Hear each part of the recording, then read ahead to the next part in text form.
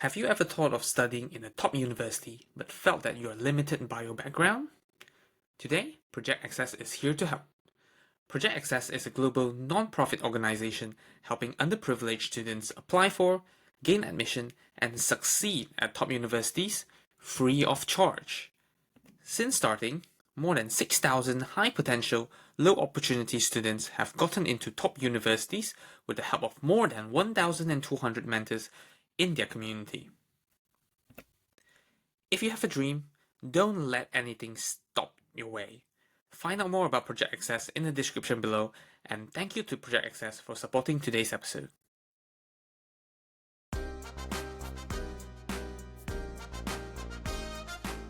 Welcome to Gen Z Journey.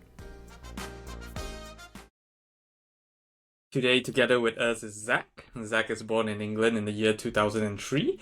Right now, he's studying Bachelor of Mathematics in Harvard University, and he'll be graduating in 2026.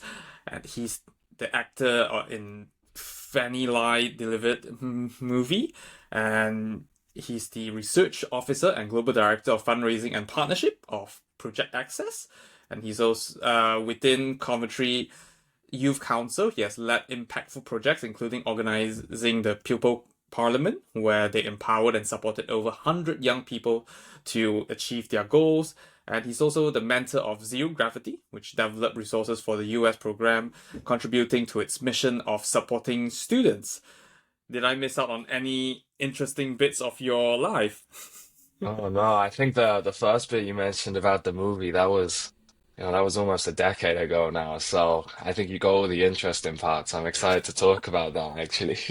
Yes, actually, let's just jump straight into that. Like looking through your whole experience and all. I mean, like all of them are outstanding, but this one stands out the most.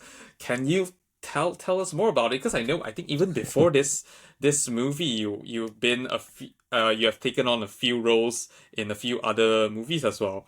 Can you share how did you get into acting? Yeah, it's a very interesting story. I don't know if you've seen Star Wars: The Phantom Menace. Oh, Ob no, but I oh definitely heard of the movie. no, so in the movie, Obi-Wan has like a braid on the side of his head. Hmm. He has short hair, he has a braid. And I went to my mom, look, I want the braid. And she was like, "No, you've gone mad. You cannot do this. But you can grow out your hair." And I was maybe what, 7, 8 years old. I was trying to be rebellious and get a nice Obi-Wan braid, but instead grew out my hair. But I thought maybe to get the one up on her, I'll just become a movie star like the guy who played Obi-Wan too. Luckily, she actually liked the idea, and I remember going down to auditions for an agency, auditioning for that agency, getting it, and then running around like a madman to and from London for a few years, auditioning for random things. Didn't get hardly any of the jobs, and then I remember going for an audition, meeting the director and the casting director, doing this audition, thinking it went kind of horrible. And then on the way home in the car with my mum, we were going down the motorway, and my agent called and said, "You've got the job." And a few weeks later, I was on the farm in the middle of Shropshire, dressed in these clothes from the 1600s, and then acting with some pretty decently big actor names. And I was massively, massively out of my depth. It was an incredible experience. We spent around 8 to 10 weeks on this little muddy Shropshire farm. I was off school for that time, which, was a dream for 11, 12-year-old me.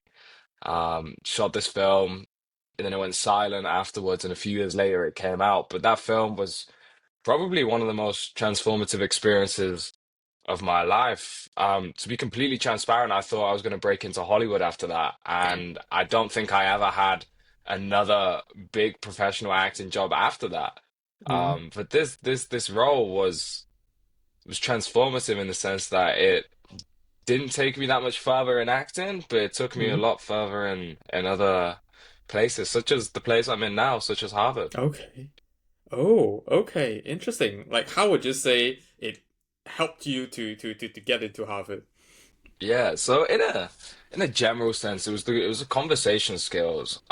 You're 11, 12 years old, you're on a film set. I was the only child on set. And I was with some pretty big names, you know, Tanya Reynolds, Freddie Fox, Maxine Peake, Charles Dance were the sort of main four, and Mm, a few of them are quite big names, especially Charles Dance. And for me, it was a great opportunity to learn from them. I was probably an annoying little 11, 12-year-old that was following them around and talking too much, but it was a great opportunity to just learn and speak with people in a professional setting, but also in a chance to learn from experience. mm, And for that, it was invaluable. I mean, a lot of my work today is now speaking to young people and speaking about my sort of journey, not in a sense to glorify it or to have people idolize the path I've gone down, but to show it's possible. And I think, unbeknownst to me at the time, being on set as an actor, working with actors who've done countless films, countless theatre pieces, what have you, that sort of conversation dynamic of the young person who's got a dream speaking to someone who's accomplished that dream to an extent is mm, very similar to what I'm doing now. Albeit it's mm, now about education, less about acting, but that completely changed my perspective on how dynamics work and how we can have conversations that open doors to the future. Of course, at my age, I had no clue, but now that I'm 21, I think a lot of the strengths in conversation that I have mm. come from those moments. See, wow. Okay, that is actually quite unex unexpected outcome, which Yes. contributed to what you have now, which is actually Yeah, absolutely definitely. amazing. Wow. Okay, but yeah, can you share why did you not pursue that further? Was it because just there's not much more opportunity, or was there other reasons? As much as I'd like to say it was because I was getting too many jobs and I had to turn them down because I was just too in demand. It was just I didn't get any other roles. Mm, I mean that's acting. You always, you know, not every job is a given, especially when you're trying to make it. There's so many young people who have all the talent in the world in most things, right? But I guess if we mm, just sit in the realm of acting, there's so many young actors who are full of talent and potential, but they just never land that role. And I see. I was very fortunate to have that role. Um, I was very fortunate to have been on a film set for that long, to meet those people, to go through a whole film release and go to London for the London Film Festival. That was Oh, such an amazing opportunity to go and have like that sort of premiere moment. But well, yeah, okay. I just never got a job again, and I think it's very easy for me to say and laugh at now, but I mean that was my dream when I was younger, and yeah, I guess I sort of failed at my dream per se, but then Oh, it took me down but you also paths. did do Yeah, it. You did pursue it, and then you did have the yeah, taste of it. yeah. I definitely got the taste. I was like, you know, I'd love to crack Hollywood. You know, put me in a big blockbuster film as a main role, but it never happened, and I'm okay with that. Definitely, I'm okay with it. It was just, you know, every acting role is so hard to get, and it's not always about talent. It's also about, do you know people in those places? Did you make a good connection with the people? Did you seem like a great person for them to? There's so many variables at play, not to say that they were the reason I didn't get a job. To be quite honest, I don't think I was a great actor. Um, I remember I met Maxine Peake on set, who was playing my mum in the film, and we did look quite alike. And I Okay. part of, you know, part of getting that job was because I looked like I could be Maxine Peake's child. It wasn't because she looked like she could be my mum. It was because I looked like I could be her child. Hmm. And there's so many variables at play. It's just like such a big game of luck, as is most things. And yeah, the luck just never really fell in my favor in acting. And to be honest, I'm pretty grateful it didn't. Life's turned out amazing regardless, and I've been able to use those skills elsewhere. But that big game of luck, I just didn't come up on top, I guess. I see. Okay, yeah. It's unfortunate that you did not get to progress that part, but I'm happy that things worked out for you the other way Yes. right now. No, Yeah. yeah. But during your acting journey, just wondering, was there any behind the scenes story that was like particularly special, particularly memorable? Yeah. Ooh, yeah. So when you apply to US universities, you write the Common App essay, and it's a 650 word essay. And Mm. essentially, tell us anything. Just tell us a moment, an experience, a narrative of your life that shows something. And I actually wrote about this film. The last few paragraphs were similar to what we've just spoken about in terms of I didn't crack Hollywood, but I had the skills to go and take different challenges. But the first part was, and if I had to describe Charles Dance, I'd tell you he's was the most lovely man that I'd ever met. A guy who is so talented and good at what he does, but so caring and considerate of the community around him. He's absolutely amazing. And I didn't know who he was when I first met him. I remember going Mm. home after first seeing his name on the set list as my dad and Googling that he was in Game of Thrones. And I'd never watched Game of Thrones because I was, 11, 12, and I think my mum would have a heart attack if I had. But he was the big bad Tywin Lannister for a fair few seasons on it. He was huge, but you wouldn't have expected it with how amazing he was. Mm. But at face value, and I hope he doesn't hear this and get annoyed, but he was very, very scary. He stood with such intent. He was so tall, and he was just horrifying. Like I would not want to be getting on his bad side. Mm. And I'm gonna spoil the film here, unfortunately. No My worries. character may die in this film. And what happens is I'm lying dead on the floor in mud. And I remember it was a super cold night, and I was just lying down in this mud. And he was running over, picking me up, and crying over the loss of his son. And he Mm. always used to say the word darling. He used to call everyone darling. And he just in conversation at the end, he'd always add the little darling. But that was him. And I always liked to joke, but he was quite scary. Didn't want to get on his bad side at all. But I remember we'd sat there for a good maybe 20, 30 minutes. It felt like a bit longer, to be honest, of him Mm. just picking me up in this mud and mourning me. Take one, take two, take three, so on.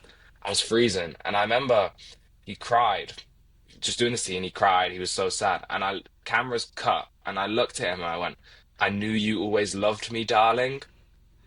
And it went quiet. Like it went silent. And I was like, oh no, like I'm getting fired. This is my career done. But then someone laughed, and then other people started laughing, and then he Okay. laughed. And it was Oh like my God. straight out of a movie scene itself, and slowly everyone started to laugh.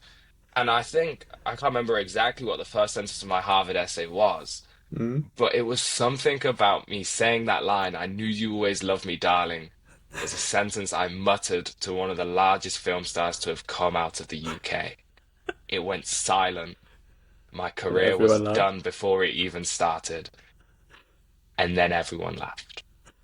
And that was such a risk at the time looking back Mm. on it, but I didn't see it that way. And it was one of the highlights on the set. I felt like I finally got one up on Charles Dance, which was a big achievement for someone my age at the time. But it was the essay that Yeah. shaped my application to Harvard. Charles Dance taught me so much, and to have shared that laughter with him meant a lot in itself. But in terms of my personal development, Mm. learning from people like him was incredible.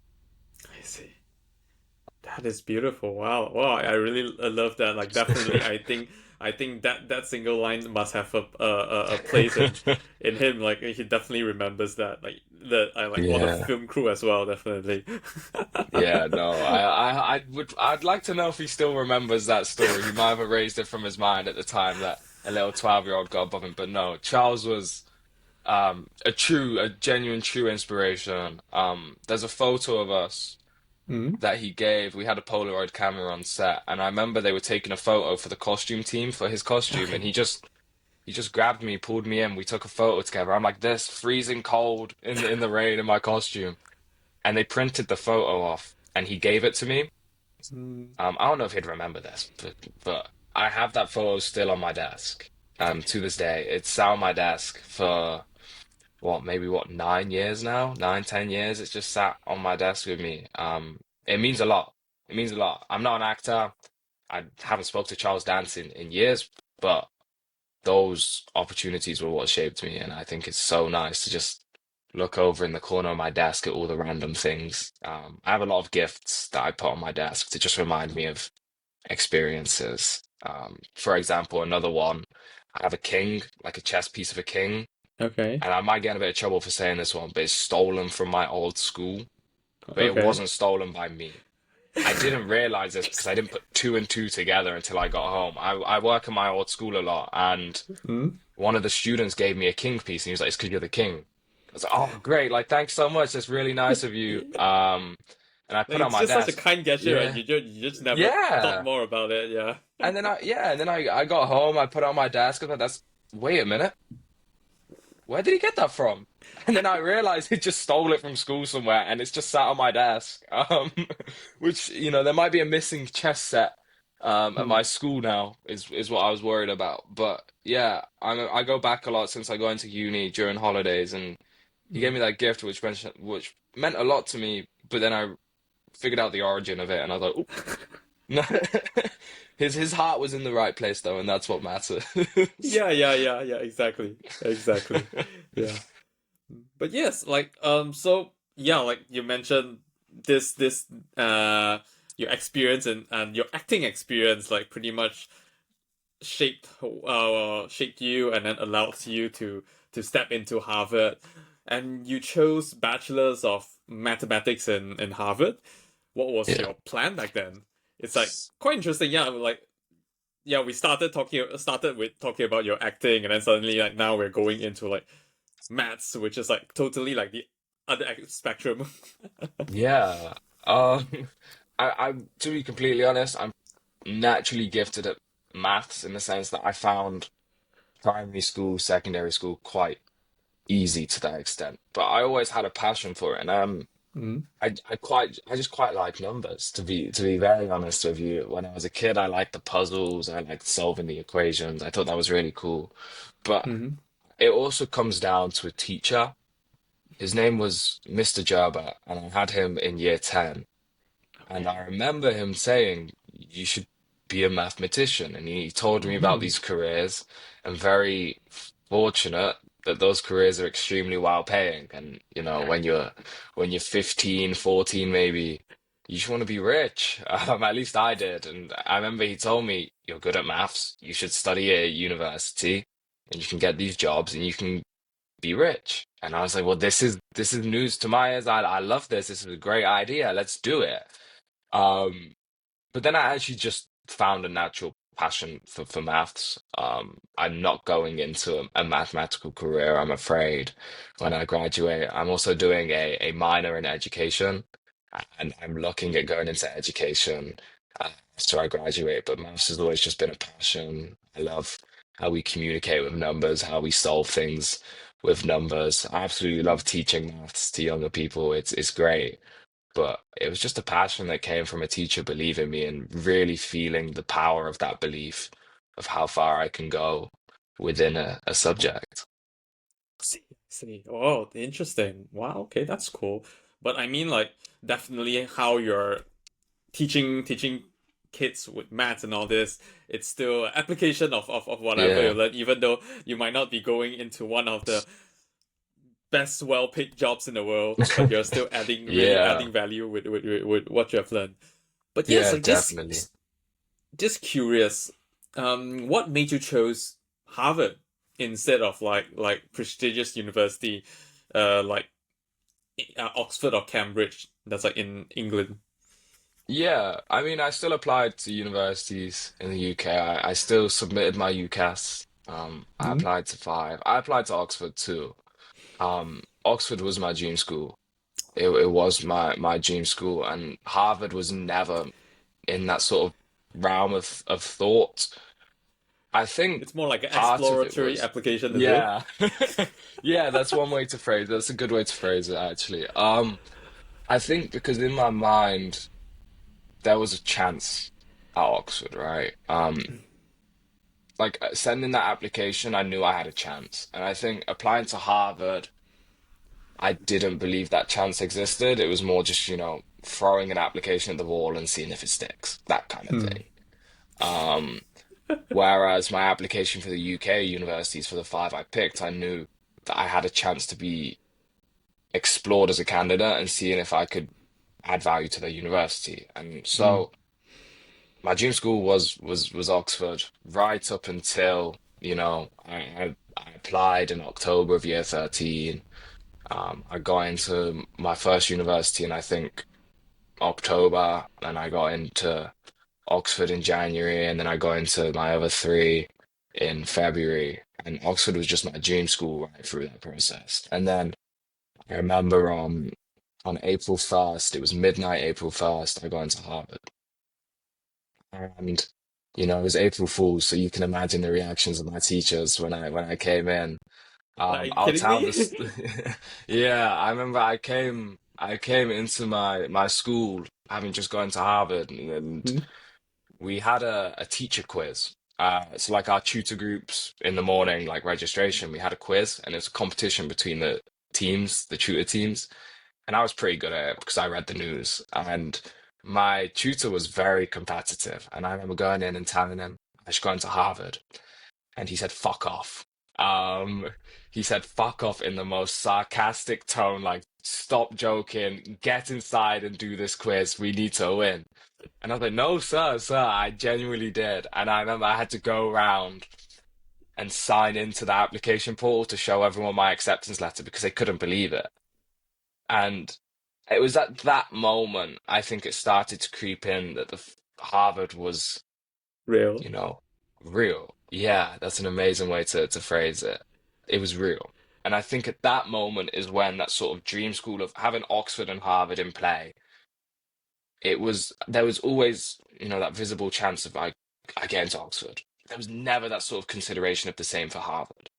But once I got in, the cogs started to turn, and I had a few weeks to figure out if I was going to go to Harvard or not because we had to respond, I think, by the end of either the end of April or May. So I took my time and I chose them in the end for opportunity. I think it was for opportunity. I tell people this a lot. I do think I would have been a better mathematician if I went to Oxford than coming here, but I preferred the chance to just see perspectives, just to take classes in different departments, just maybe study different things, to go down different routes and advance myself academically and personally. And I think the US was the best place to do that. Education was not on my radar coming into university. Maths was on my radar, but now I'm studying maths and I'm doing a minor in education with a lot of my summer work and university holiday work being education related and then looking at going into education once I graduate next year. And for me, I don't think I would have found that opportunity in the UK. I would have maybe found a different opportunity adjacent to maths in the UK, but the chance to have just had a few more years to explore who I am, who I want to be, and what I want to do, the US just seemed like the best destination for all that. Okay, that's beautiful. Yeah. When at which point within Harvard that you discovered your passion in education? I believe it's a passion, right? Yeah, I'd like to think it's a passion. Um, I think the thought started in my head when I got in. Mm. We were shocked. My school was shocked. Like I said, I had to show them it on my phone and keep logging in. I remember they gave me the staff Wi-Fi password just so it was easier for it to load because they all just wanted to, I was on See it, yeah. the holy prestigious staff Wi-Fi instead of the student one that hardly worked. That's how big of a deal it was because no one had, applied to the US for undergraduate study and got in before. Mm. So, I was like the first applicant and also the first accepted student into Harvard, let alone, anywhere else. And it was a crazy opportunity. And I think then it was the perspective of just how rare this was. And then I get to campus and I meet other people, and there's such a range of backgrounds here. You know, where are you from? What race are you? Yes, you maybe your sexuality or what your parents do. Where did your parents go here? Did they go to university? Are your parents rich? Are your parents low income? There's such a range, and I think just seeing that blend of backgrounds I think sometimes we focus a lot more on the like elite, on the rich, than we do the less resource. And I think being in an environment where I was exposed to people with a lot more wealth, I think that started to turn some cogs in my head, like where are the people maybe like me? And of course, we have communities on campus, and Harvard does a great job of Mm. fostering those communities. But I think just coming from my background in the UK, I wanted to see more people like me. And I think that's when it started to turn in my head that maybe there's something there to do, mission or project or program that helps to start bridging those opportunities. So, I looked into mentoring, I work with organizations, I go to my old school, and one of my proudest achievements is there's two girls right now who have just started, or their second semester actually, of their freshman year, Emory and Amherst, some of the best US universities, and they're from my school. And it's one of the most proud achievements. I was the first to go, but I remember when I got in, I didn't want to be the last. And so now to see two girls go and start their freshman year at the US, that was a massive opportunity of going, look, here's where my passion of education came from. It was trying to just find people like me. And now I've been able to sort of help create. I don't want to say create because it wasn't me, it was them, of course. I helped them where I could, but they were the main drivers of their success. But having that chance to have gone through it myself, identify that sort of issue, and help others to sort of change that playing field and have those positive outcomes was that cemented. That was only this year, that September, but I always liked education, but as soon as those two got in, I think It that cemented my passion for good. I was like, I'm locked in now. This is what I've got to do because that feeling was incredible. And now I do firmly believe I'm going to be in education for the long run, in some shape or form. Wow, that's amazing. That's amazing to hear. But yes, you started by helping out your school, and then after that you went on to working on different roles within different organization like um zero gravity, project access, or even within the Coventry city council. How did all this progressed?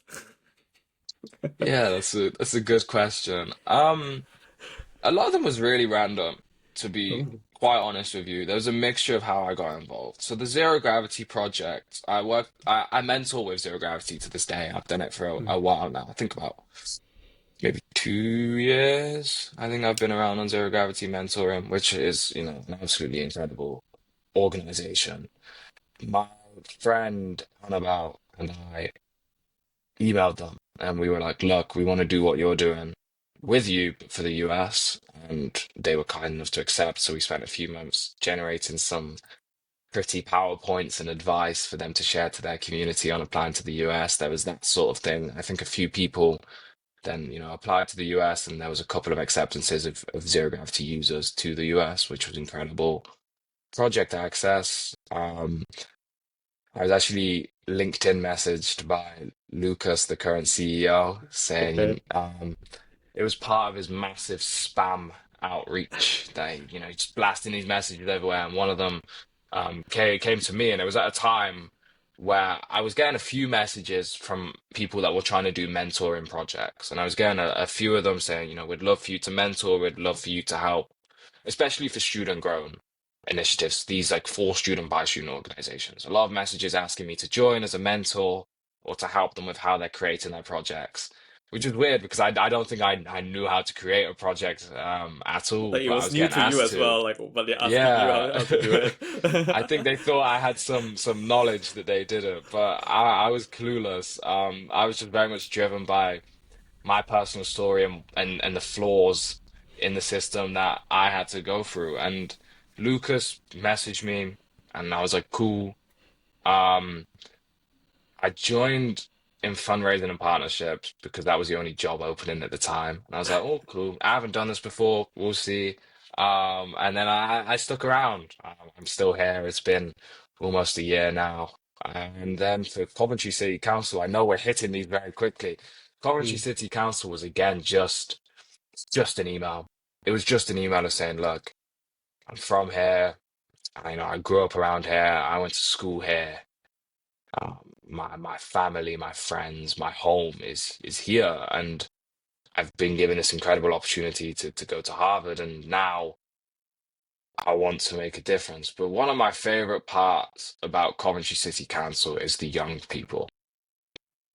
With Zero Gravity and Project Access, of course, that's university mentoring. So you're looking at students that are 16, 17, 18, and then just sort of watching them on their journey. But with Coventry City Council and the Pupil Parliament, which I was able to co-host and do some talks at and work with these young people, they were in year five or year six, and it was amazing because a lot of the work I'm doing is in this sort of raising aspirations, dreaming big space. And when you get to 16, 17, 18, the work I'm doing is dreaming big about going to university. But for these kids, it was just dream big. Like if you can keep dreaming big all the way through school, you're gonna have no issues. But the second that you start to doubt yourself and you start to look at, your background, is sometimes a limiting factor. I know there was challenges I faced from my background. You start to limit how big you're dreaming, not because of your potential, but because of the opportunities available to you. So when I spoke to these students in year five and six, there was such a massive buzz of energy because they didn't realize maybe their background said they're not likely to do X, Y, and Z, right? But they didn't care. I asked them what they wanted to be. We had so many footballers for Real Madrid and Man United and Chelsea and Man City. We wanted people who wanted to play rugby for England. We okay. had doctors, we had surgeons, we had people that wanted to fly planes, we had people that wanted to build rockets and submarines. Mm, There's so much power in those dreams. And it was beautiful to be able to share that moment of them dreaming big and for me to say, you can do that. Not because I know they can do it, I hardly knew them, but mm, and I don't have the power or the opinions to be like, you can do it, so it's going to happen.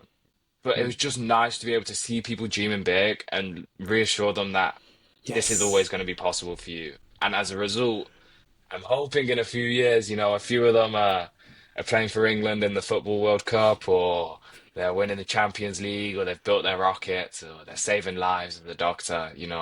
I really, really hope that comes. But it was the fact that we were able to capture them at such a young point and just inspire them to keep dreaming big that will pay dividends when they're older, in the Yes, hope that they exactly. never ever have to constrain their thoughts or tighten reality against what they're trying to do. Mm, I got very lucky that I didn't really listen to my background because statistically university's unlikely, right? And mm. now I But fly you over did to the it. US to study at Harvard. Exactly.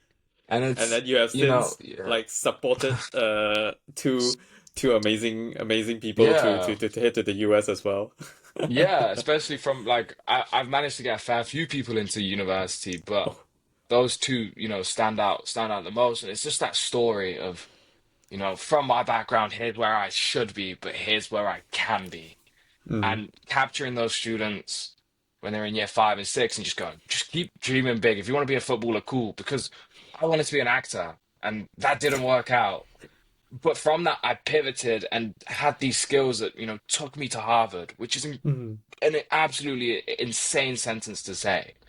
But just to have these people dream big. My least favorite question is, what do you want to be when you're older? mm, Because I'm 21 and I still have no clue exactly who I want to be. But it's the fact that you have the ability to dream big that we should be celebrating. mm, I don't need to know that you want to be a footballer, but if you're comfortable with sharing that dream, I'm happy you're shooting for the stars. And I don't really care too much about what exactly you want to be, but I care an awful lot about the fact that you set the bar up here because you're going mm. to go and meet it in some form or the other.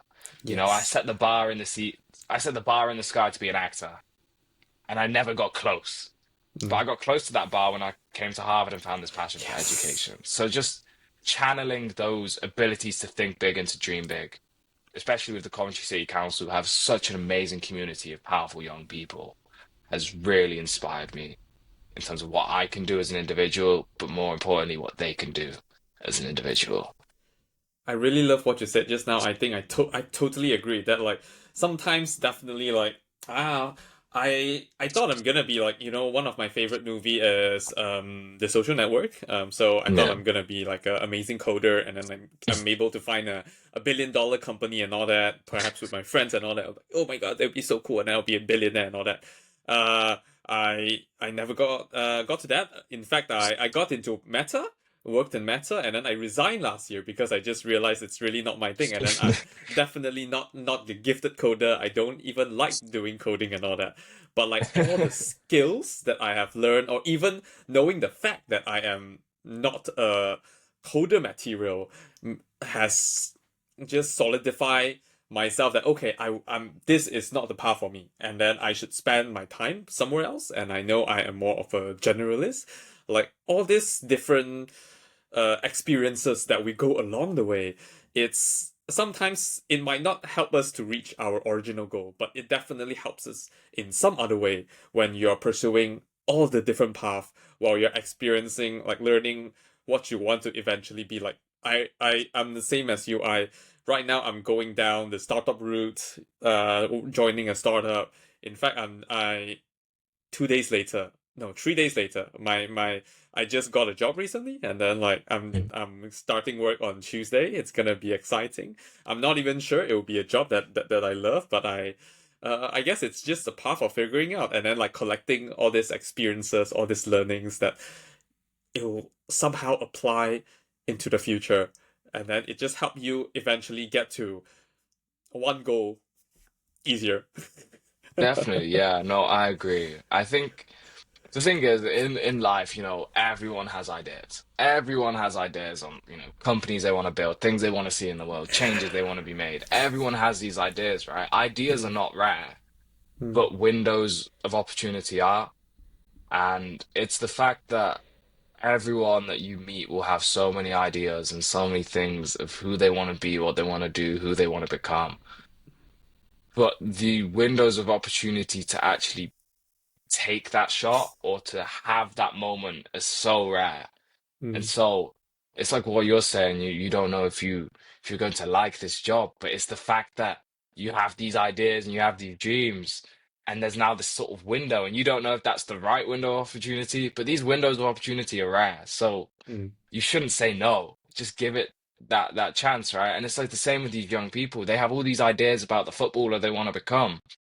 And if there's a window of opportunity for them, they might just take it, and then all of a sudden they become something building rockets or building a mm, ship or coding. And it's like mm, I took this window of opportunity to be a footballer, but outside of this, I'm now a scientist, right? And it's mm. like just having that window of opportunity to take your chance. My window of opportunity was the film, and I Yes. took that opportunity and I became a nerd that studies maths and wants to go into education. So, the start point and the end point don't really align, but that window of opportunity was rare, and to take that chance is what took me from A to B, even though it seems like such an unconventional route. Yes, I totally agree that. And I think one quote that I really like is from, I think was it Sheryl Sandberg? I'm not sure if I pronounced her name correctly or even remembered it wrongly. So like she was the chief operating or chief finance officer of Facebook back then. It was still Facebook. And then she famously said that she heard this quote from someone else.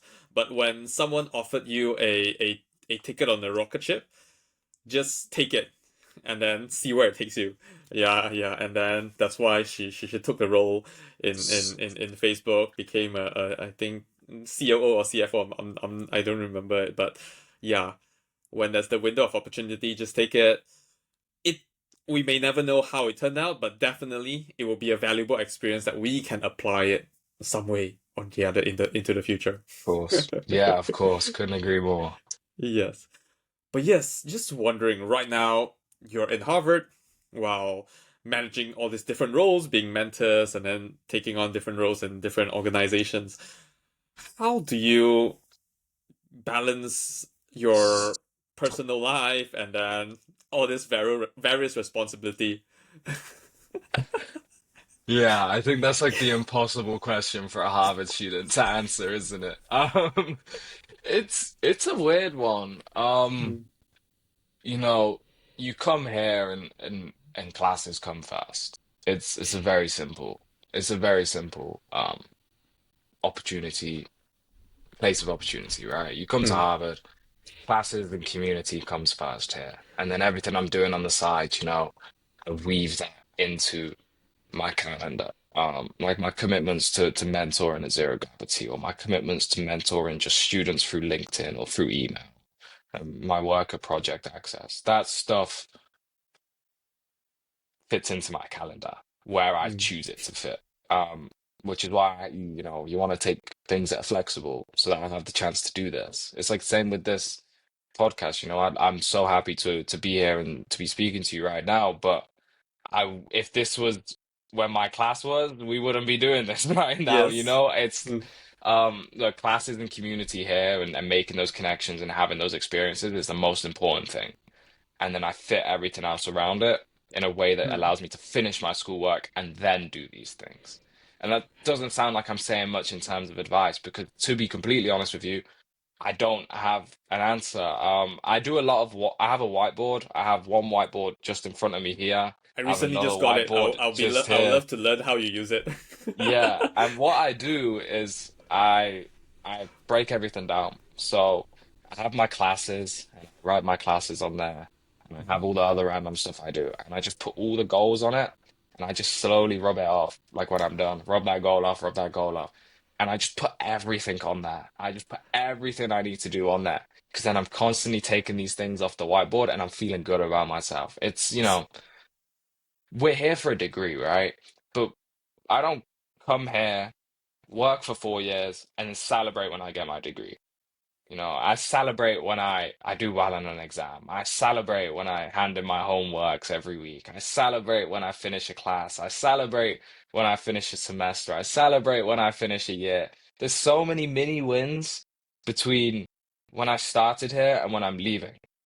And for me, to manage my work effectively, it's been celebrating the small wins because those small wins add up. That big win when I graduate Mm. comes from thousands of mini wins across 4 years at Harvard.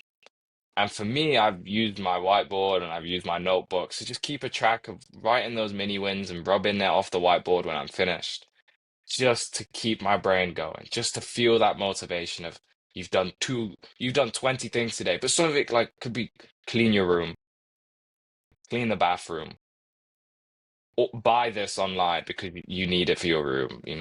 Buy a new light, buy a book, finish reading this book. Like right now, I have finish my readings and then print my notes on the readings off. They're my next two goals. So read stuff I need to do for my class and then go over there to the printer we have in our room and print it off. Printing something shouldn't be a goal per se, but those mini wins add up. And for me, having those mini wins is what's going to make things count. And so doing that and motivating myself with those small wins that will add up has probably been the key driver for how I've managed to, get through Harvard a bit stress-free and also manage everything else on the side. Just, taking time to celebrate the small things, even if you don't think they matter an I awful see. amount. Okay. I love that. I love that. But yeah, just curious, do you have any guilty pleasure that you indulge in, let's say after a stressful week or a stressful period? Yeah, oof. So I'm a big fan of sports. So Oh. on the weekends, I plan my weekends around sport. It's probably, Mm-hmm. you've got to study on the weekends too to get my work done and whatnot, right? But there's during the week, if I have to schedule something in, it has to be around my classes or my study time. On the Mm. weekend, I schedule It'll be things in around to your go sports. around sports. Yeah. So, for example, the Six Nations started this weekend in the rugby, and England are playing Mm. Ireland at, I think, noon my time, right? So in my calendar, I have a noon England game because I'm I see. going to watch that. Same with, Okay, we're gonna Formula finish One. this Yeah. on time just so that you can have that time. We have plenty. I think it's about 2 hours away from where we are now. But it's, I schedule these things in. Leicester Tigers are playing in the rugby. Coventry Okay. City are playing in the football. England's playing in the rugby. Formula One's on. Like I just schedule sports and I live my weekend through sports. My enjoyment comes first. The studies, I guess, come slightly behind. That's probably a big one. I'm a big. I like to watch TV a decent amount.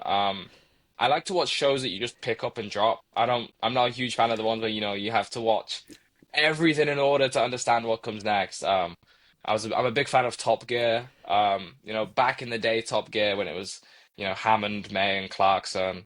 Mhm. I don't know how they would get away with the stuff they said these days, but when they do the silly challenges with their cars, I watch that now and again. Or I just watch some random stuff. I like Hell's Kitchen. I like a good bit of food. I'm partial to eating a lot, so Hell's Kitchen's a pretty good place to see some good looking food and see some people getting bullied. I do that a lot in my free time.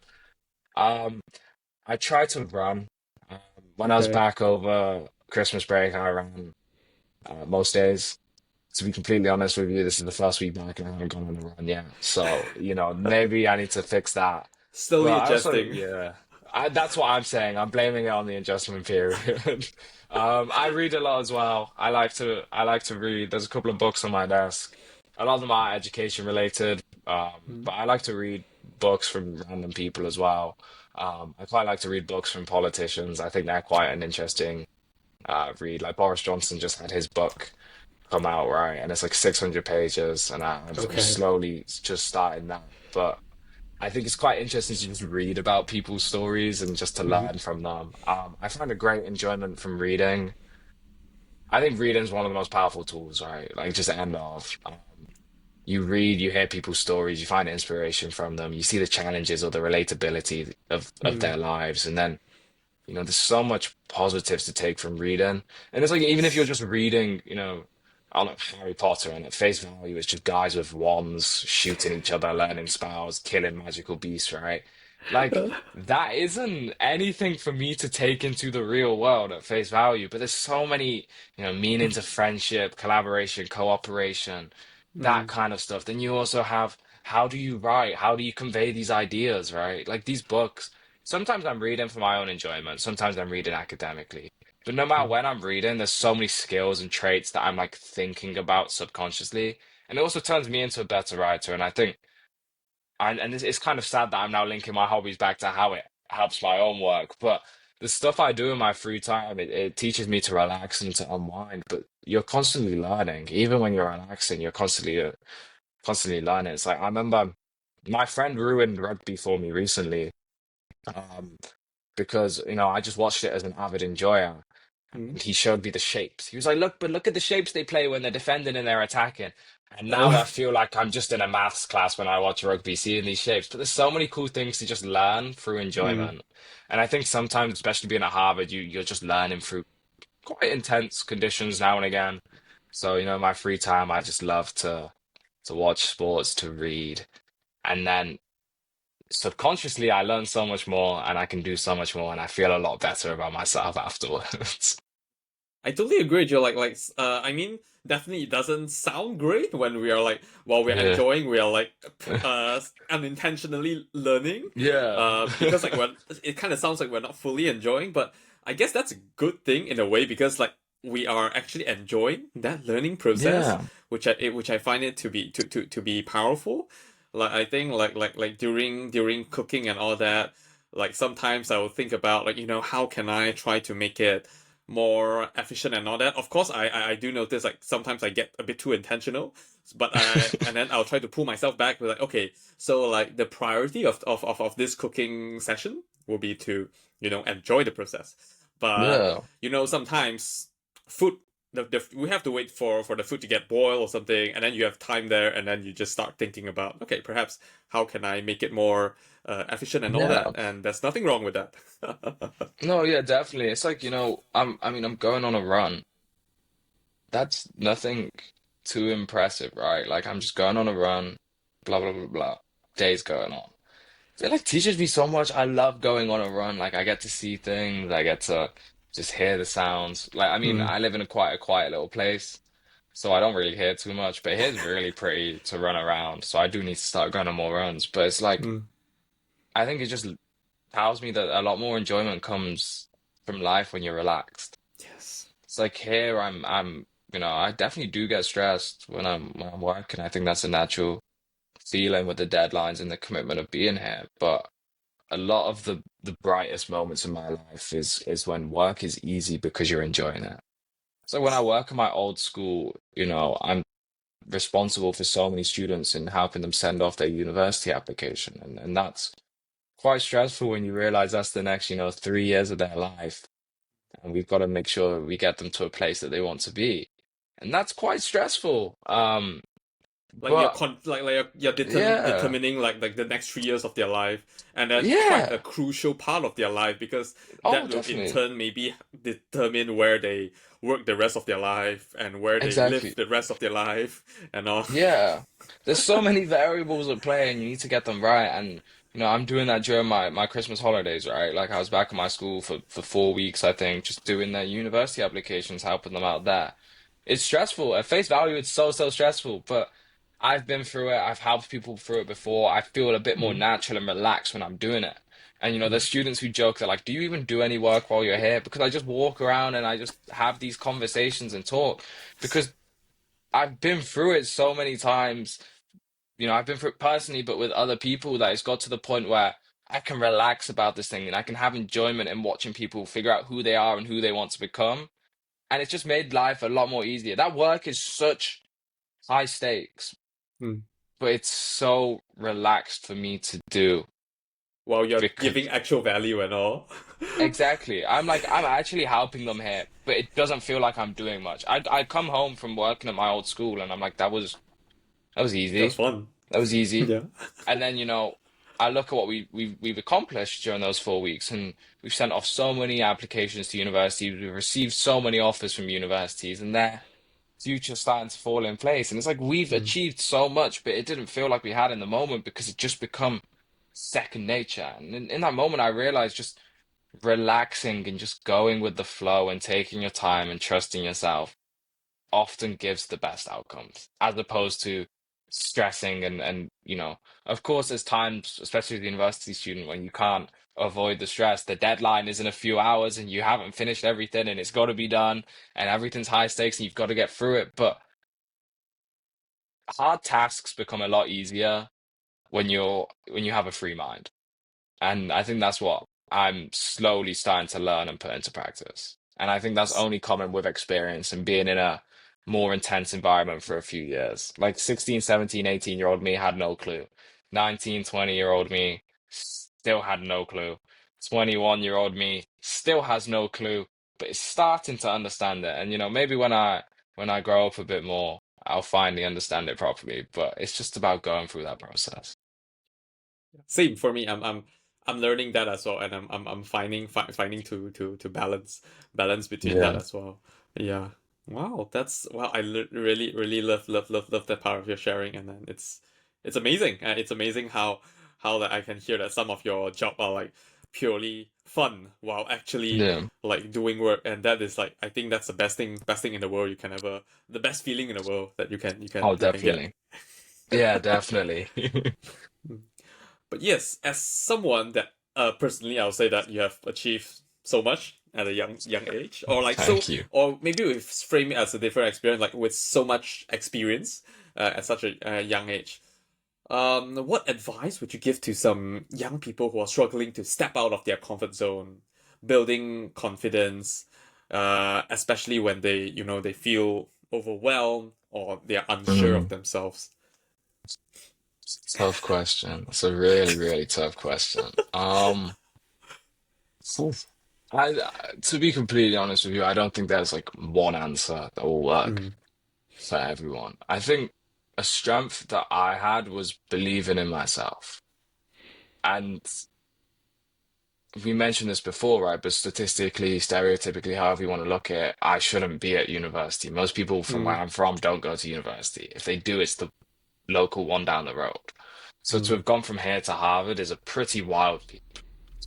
And I think looking back at it was realizing you will be categorized, you'll be generalized into these communities that have expected outcomes. A generalization should have no weight or value in determining who you will become.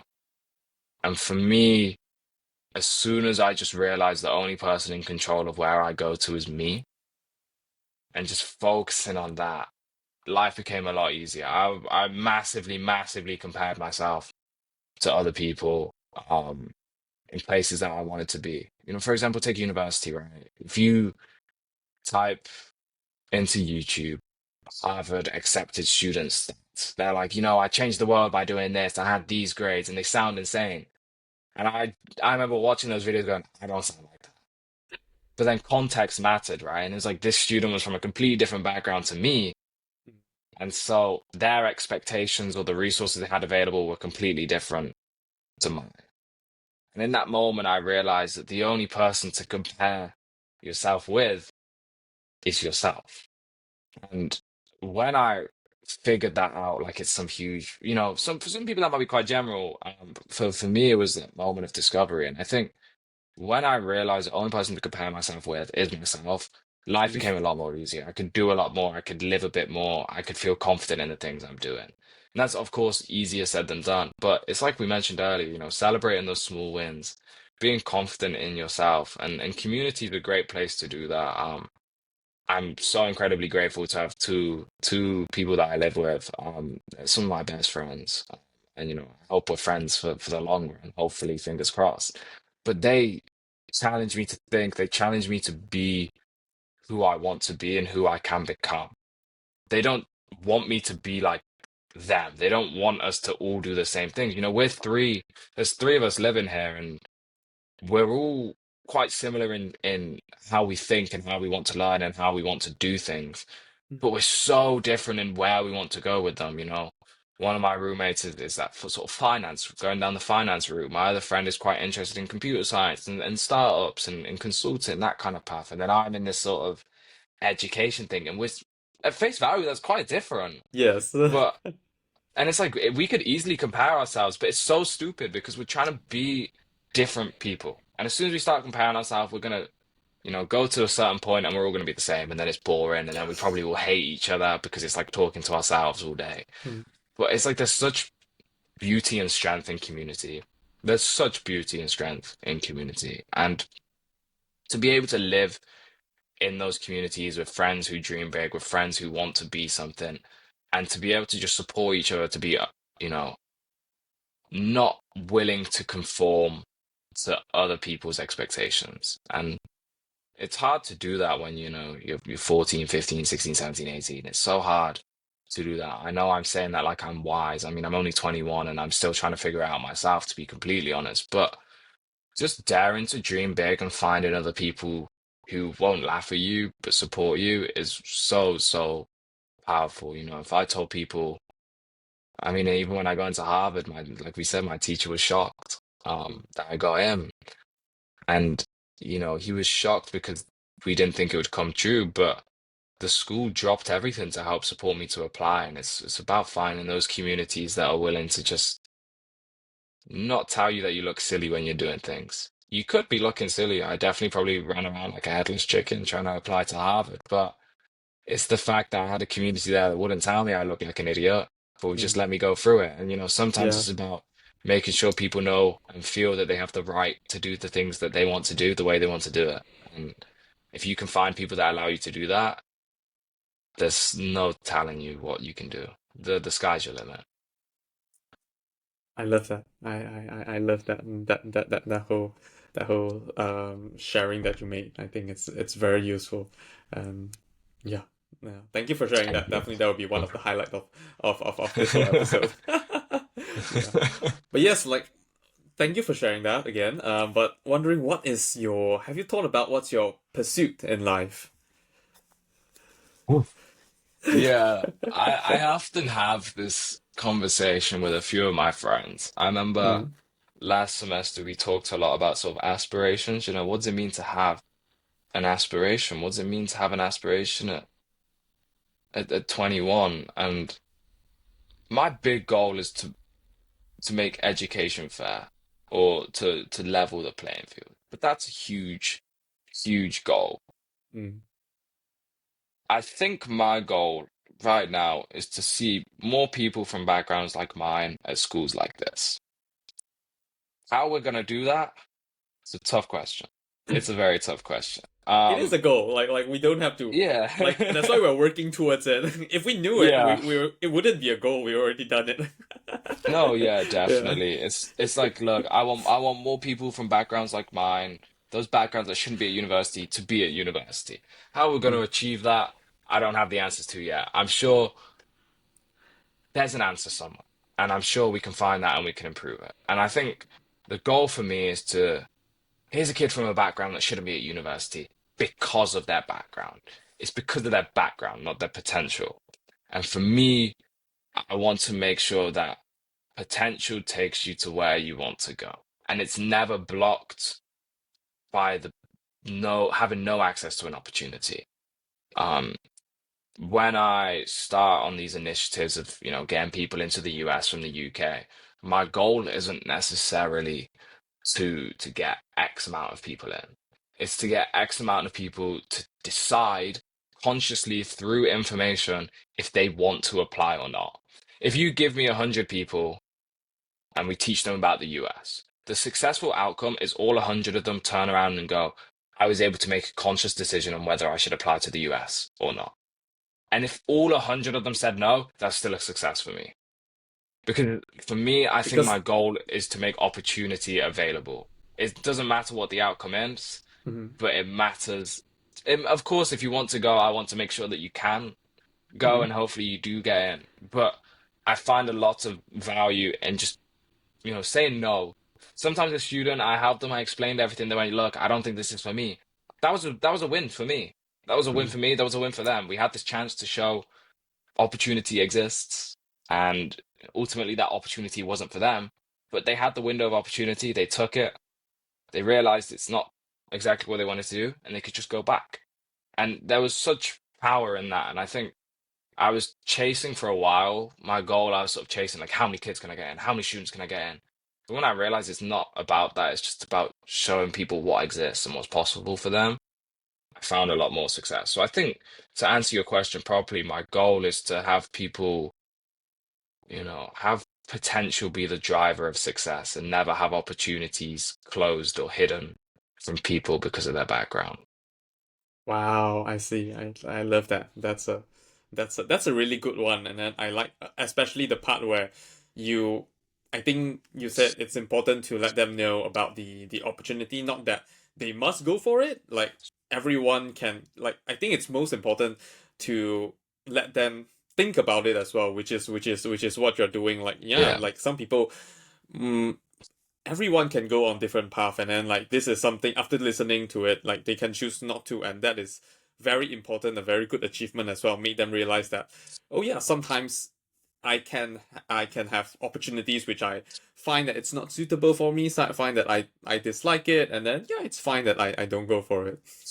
Yeah, no, definitely. I think it's just, Mm, I'm not going to be offended if you ask me how'd you go to Harvard and I tell you how you do it and you go, oh no, I'm not going to be like, well, how dare you ask me for how dare I waste my time telling you all this and you don't even do it? No, it's mm, just the fact that you had this idea, you took the initiative to find out more. I helped you as much as you could and you came to a conscious decision that you didn't.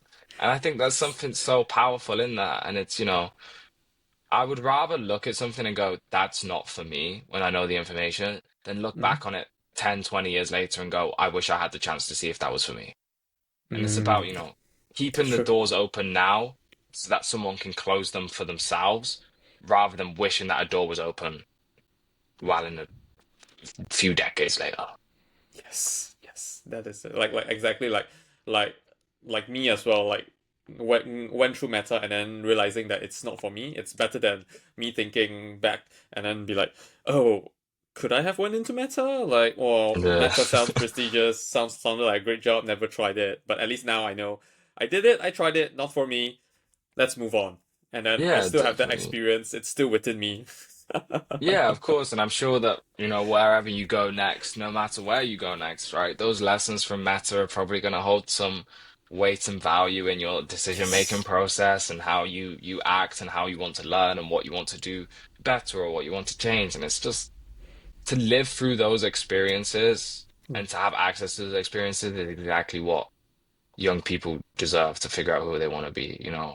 People ask me what I want to be when I graduate. The answer is I don't know yet. I have an mm, idea of the work I want to be doing and the goal I want to be striving towards, but I don't know how I'm going to do it. But right now, the most important thing is trying to make sure as many doors are open for those experiences and those opportunities. Because even if something's, I sign up for something and it sucks and it's so bad and it's rubbish and I hated it and I do it for like 2 months and it was the worst thing of my life. There's probably some positives in there. I didn't enjoy the experience, but I had the opportunity. And if I then close that door, then I've closed things off from a conscious decision that it's not for me, which then helps me find the right doors and the right paths to go down. And if you of course left Meta, so I guess from your side, if you've left there, it's not a bad thing, is it? at I'm least I sure know that that what you're going this is into, yeah. definitely not a door that I'll get back again. Yeah. Yeah, yeah, But it's like at least yeah. you knew, at least you had the chance. And I think the Yes. most important part is giving people the chance. Whether they like it or not, Exactly. that's up to them. But at least they had the Yes. opportunity. Exactly. Yeah, beautifully said. Yeah. Just wondering, what's your recent biggest struggle? Oh gosh. I feel like I struggle a lot. I take hard classes, so there's a lot of mini struggles in trying to figure out what I'm actually learning and trying to do. Um, I think my biggest struggle is, I think in my recent work, Mm, it's been trying to figure out how to just show this goal.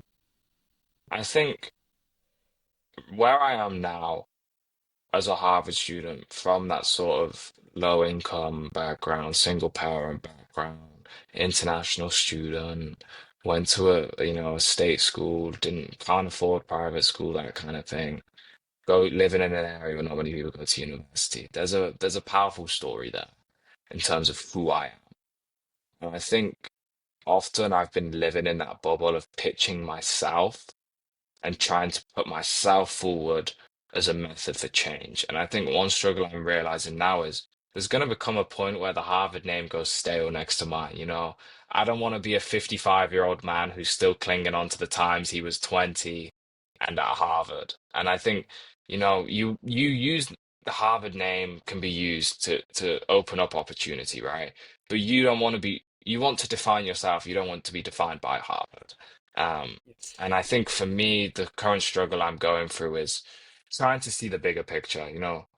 I mentioned how I mentor students from backgrounds like my own, and that's amazing. And I think being able to share their stories is something that I'm practicing working on. How do I share the stories of others rather than just talking about myself? It's like when I go back to my school, everyone knows me as the kid that went to Harvard. And that's such a blessing, and I'm so grateful for that. But the fact that other students come back and we don't know them, the students in the lower school don't know who they are. They went to Oxford, they went to Cambridge, but they don't know that. It kind of annoys me, and I think the struggle I'm facing with now is I have a great story to tell, but I want to be telling the stories of others. So how do I learn how to communicate other people's stories respectfully and thoughtfully? How do I create those narratives? How do I share them? And how do I create change that doesn't just live through me speaking it and me living it? And that sort of ability to harness community, perhaps is probably the best way. How I'm trying to learn how to use community to create change and tell those stories rather than just relying on myself. There's such power in community, and if I can use that a bit more effectively, I'm sure opportunities will arise for young people to really excel. That is really impressive, like what you said, and then I can understand that, and but I think you're definitely you're on the path, and then like how you just now I love the sharing that you made on like the students that you have impacted.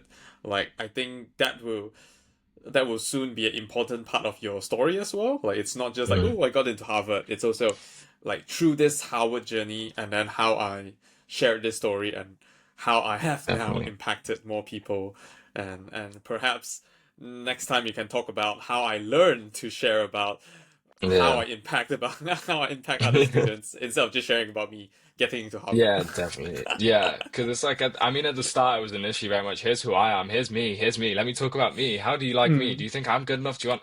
But now it's like I want to let other people's stories tell mine. I don't want to have to define myself. I want to be defined by others, right? And I think there's such a beauty in being able to have that impact on others for people to talk about you. So it's like mm, that's why I'm so incredibly proud to talk about the two girls from my school who went to the US. Like, I'm so privileged to be in a position where I was the first to go to the US, but I wasn't the last.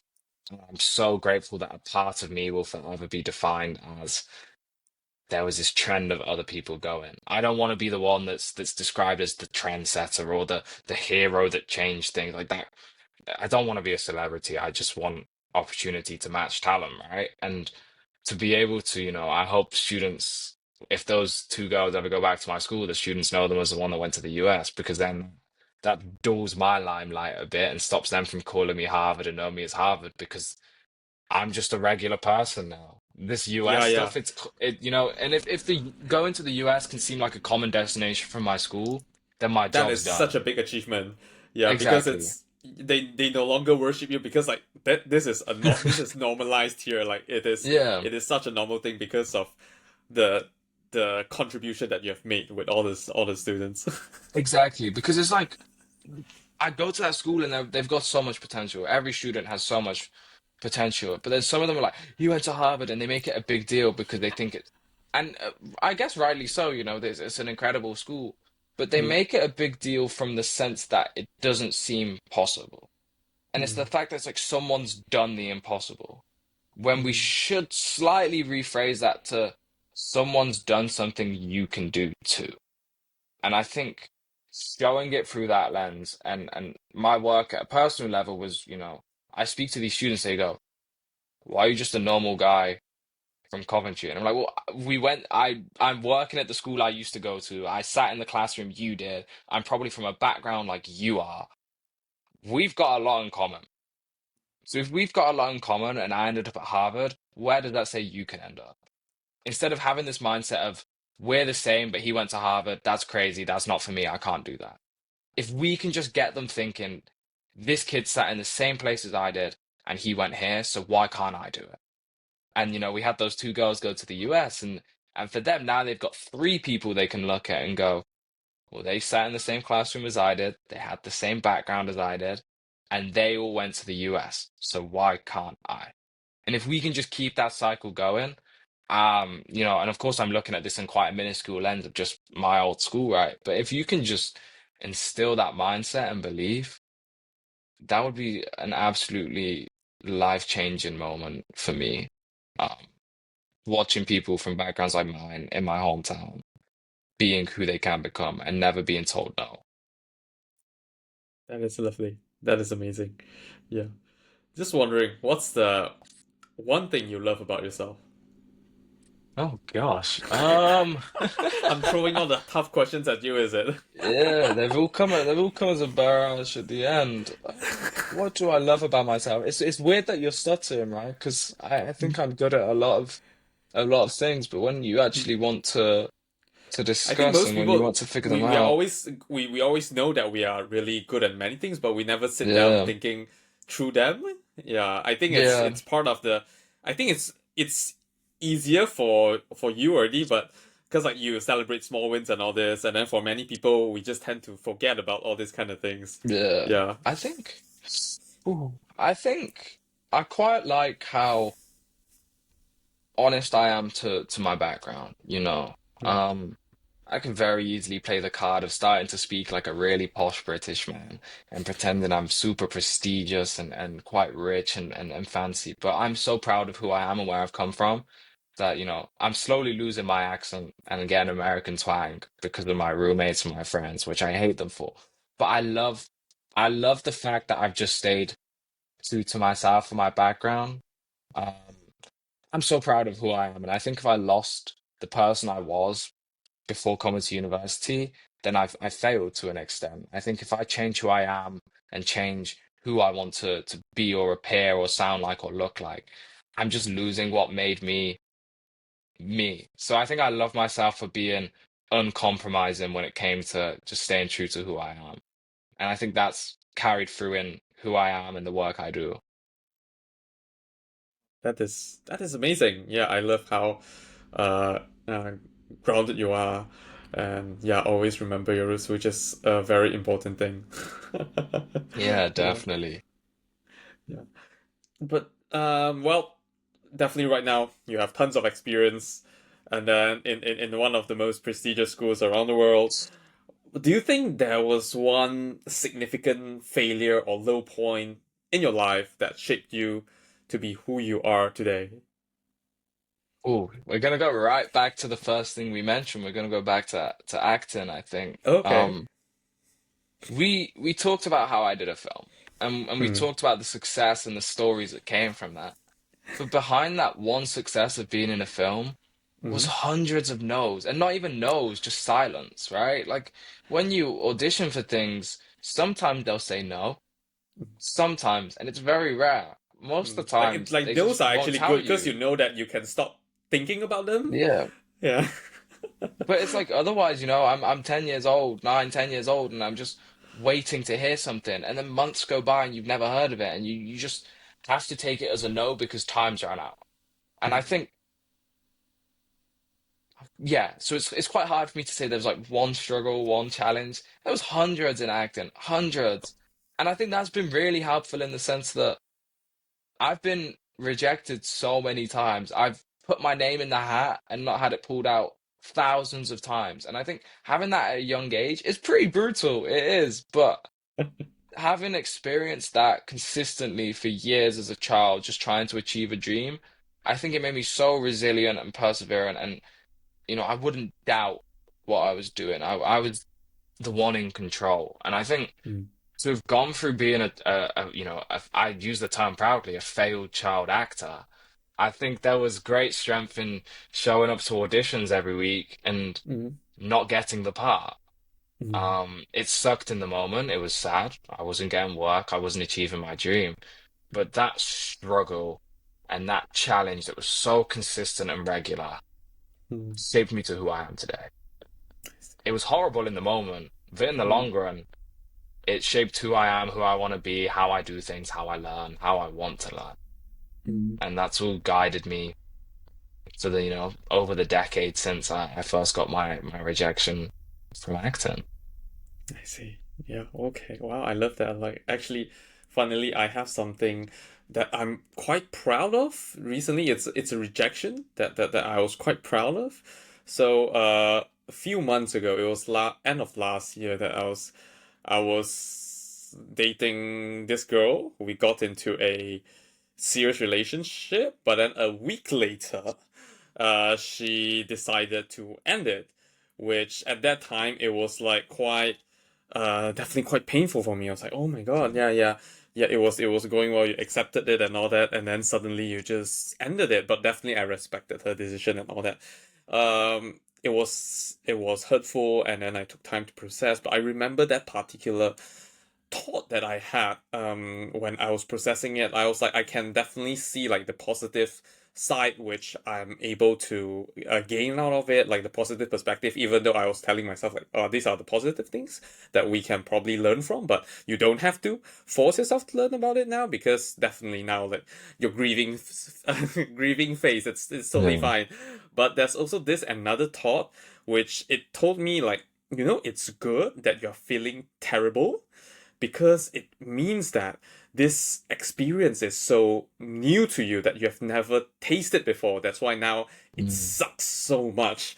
And I remember like hearing that in my mind, and then I was just like, wow, that is so profound. I was like, how how did I saw it that way, which is really amazing. And like it started giving me a different view on rejections, like because like definitely rejection sucks and everything, but always like if we get rejected, and like rejections it's normal, we should definitely normalize it. And then if we get rejected when it sucks, it's actually good because it means that we're doing something new. That's Yeah. why we hate that feeling of we failed doing that. um yeah, but once we do it more and all that, I was applying to I got so many rejection um letters from the jobs I applied to, and then now I got into one. And yeah, like it's all learning process. And then yeah, like I totally agree with you. Like I think rejections is amazing. They teach us perseverance, and then also I think we should view them as like uh one of the previous podcast guests said, like view rejections as redirections. Like they will always teach you to improve or do different things and all that, which is something that I firmly lives in my mind today whenever I face rejection. Definitely, yeah. I think you said something really powerful there about the sort of taking your time to feel things before you learn from it. And I think Mm, that's such a beautiful way to think of things.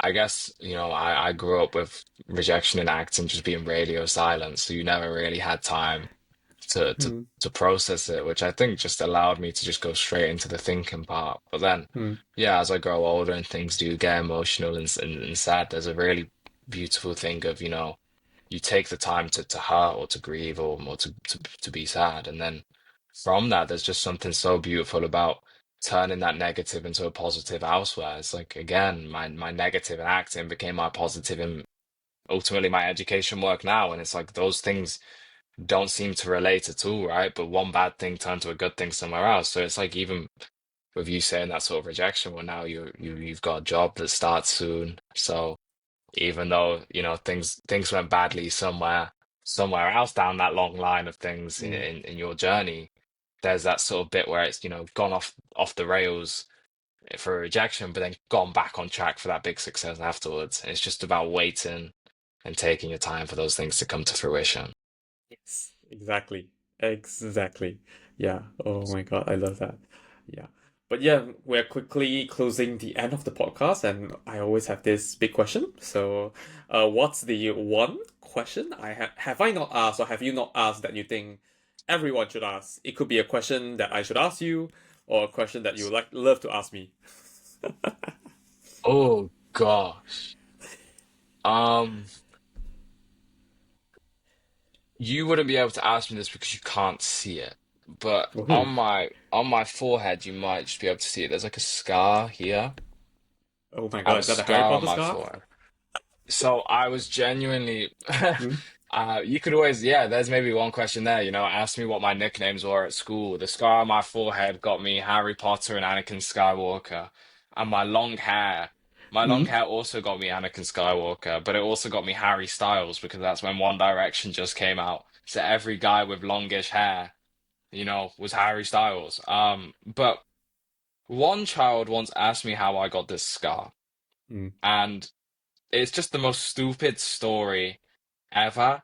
And I remember he saw it because he sat front row when I was doing my talk at a school for young people. They may be like what 7 8 years old.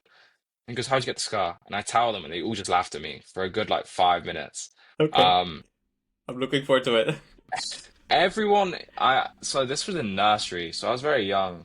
Hmm. Everyone could skip, like skipping ropes. Everyone could do it. So Hmm. surely I could do it, right?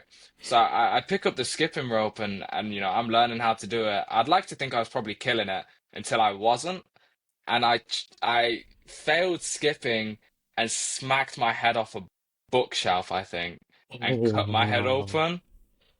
So like, as a child, I was like, I'm the best at everything. I'm so cool. And then I lost to a skipping rope. Um, and all these kids just burst out laughing at me. And it's honestly, I don't really talk about my scar that much because it was years ago. And I don't remember it, but my mom always laughs at me for it. But I just remember this one kid asking me about it, and I said it, and they all laughed at me. And even a few hours later, a kid still came up to me and was like, "Can I see your scar properly?" and laughed. And I was like, "Oh, this is kind of rude," but Hmm. I Yeah, think yeah. it was, I really like that story because it's so funny. And I remember Hmm. a teacher after I said that story, she mentioned how it sort of humanized me, and I didn't really understand why Like it, why everyone it is human. humanized me. Everyone, Yeah, like, there's some stupid moments, small things that just happen for each and definitely. every one of us. Yeah, no, definitely. And I think me being unable to skip and cracking my head off a bookshelf as a kid in nursery is no, it's Mm, not the most beautiful sounding story, but mm, it was an experience. yeah. And I think having the young people laugh and I look back here with no memory of Mm. it. It's like, yeah, I remember in nursery, I used to be allergic to animals really badly. Oh, We had a guinea pig, and we passed it around the circle, and it got to me, and I just swelled up. And everyone's holding this guinea pig like, this is so cute. I'm like, this is great. And then I'm just like allergic reaction. I've told this story a few times before. I don't know. Maybe I need to start telling those stories more because the one yes. time I've told them they've laughed. So maybe that's the question we should start asking. Ask me about how if I can skip rope, or ask me if I can hold a guinea pig. Like maybe they're the next two big questions on on the agenda. Honestly, I do like what you said, and especially like what your teacher has said. Like, I think it's important to share all these stories. It does humanize us, and then it makes us closer to the audience and all that. Like, yeah, we're no Yeah. different. Yeah, I've achieved all this success. I went into Harvard, whatever. But yeah, like stupid stuff happened to me as well. Like, Yeah. I'm not like a prodigy that knows everything and then never failed at anything. Yeah. Yeah. I mean, people always think of it that way, right? Like you go to Mm, Harvard, you have to be a genius. I don't think mm, I'm smart, don't get me wrong, but mm. I'm by no means a genius. I think it's more about, it's less about how much you know, and it's more about what do you do with what you do know. And I think Yes. that's something I've been, I spent years just trying to learn every fact in a book, and it's like that's so stupid. Like I remember reading history books, and there was cool facts, and it's like I'll try and learn all of them. But realistically, I'm only going to tell my friends like the four most violent, stupid, goofiest, gruesome ones, or I'm going to tell my mum the one that sounds the most impressive, right? And it's more about Mm. what are you going to do with the information than how much information do you have? And I think you know, having that ability is something I'm still working on. And I think people often believe you're some genius or some Mm. prodigy, like you mentioned, for going to Harvard. I think it's more about, we don't have the people who know the most, but we have people that are doing a lot with what they do know. And they're wanting to Yes. learn more to do more with Do it. that And better. Yeah. I think as soon as you start having that mindset of I'm going to learn X to do Y, rather than just I'm going to learn X, it becomes a lot more fun to do things and it becomes a lot more impactful with what you're trying to do. I love that. That is amazing. That is amazing. But yes, well, thank you for sharing your whole journey and then answering all these tough questions, especially in the end, made your mind running and all this. But yes, you have shared with us like what's your favorite movie and your favorite book. Can you elaborate them? Like what made you love this movie and this book and to the audience? Gotcha. Yeah. So my favorite film for a while has been Django from Mm-hmm. it's around 1966, I think it came out. It's a spaghetti western. Um I used to think cowboy films were really stupid as a kid. Okay. Like the really old school cowboy films where they pull out a gun and it's like it's not even a bullet sound, it's just like boom! It's like them shooting the gun. It's like, I'm like, this is so stupid. And then Yeah. I went through a phase where I just watched a load of movies. This was during COVID. I used to just watch loads of movies. And I remember watching Django and I think it like healed some part of like my youth. Just watching that, which sounds really crazy, but it's like I hated those things as a kid. And Mm. actually I watched it and I was like, this film's pretty good and pretty badass. And I think from that I was like, this is pretty cool. There's to be fair, there's a lot of films that are better than it. I've watched a lot of films that are better than Django, but it just did something. I just felt something. I thought, like, you know what, this is pretty cool. I should have given this a chance. These cowboy films a chance earlier. And then for my book, I probably put Upstream by Mary Oliver. Yes, you It's did. normally, yeah, I normally give that one as one of my favorite books. There's a few, and I think that is one of my favorites. It's just very pretty as a book. Mm. It's just such a pretty book. It's a collection of selected essays by Mary Oliver. I'm just a big fan of the way she writes. I'm someone who's, I like to read as a form of escapism, like most, but I also like to read to learn how to communicate. And I think she has such a beautiful way of using words to tell a story and to give details and to create environments. And it's something I'm looking to do myself, maybe a bit more, less so in terms of telling little stories for people to read and more so in these big ideas in education, but just getting lost in the beauty of her words and the way she shapes her writing. And I think that collection of essays that she has in Upstream is it's quite a diverse array of topics she's touching on, but it's just such a polite and pretty and unique way of communicating stories. And it's just something that I really enjoy. I have it annotated at home with some notes and some things I like, Wow. just because it's That's pretty. how I in mean, depth you go yeah. into reading. Yeah, I don't normally annotate like a lot of my books on my shelf. I don't annotate, but I read and I enjoy it. But that's just a book where, I've read a few of the stories multiple times in that book just because they were so astonishing. I see. Wow, that's beautiful. Like honestly, I asked all these questions to kind of steal some film and book ideas for myself. So like, I'll never run out of recommendations. Yeah, Yeah, that's a especially good from like way. it will be a especially memorable one because like it kind of defines each of the my guest. So definitely Yeah. something different and interesting at the same time.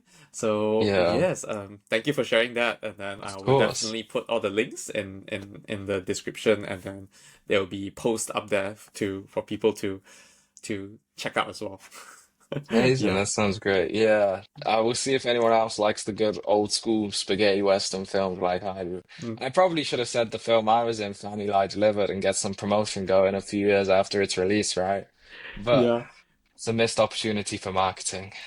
I would definitely love to check that out as well, and then see how you perform, like, especially the Oh scene that you gosh. mentioned.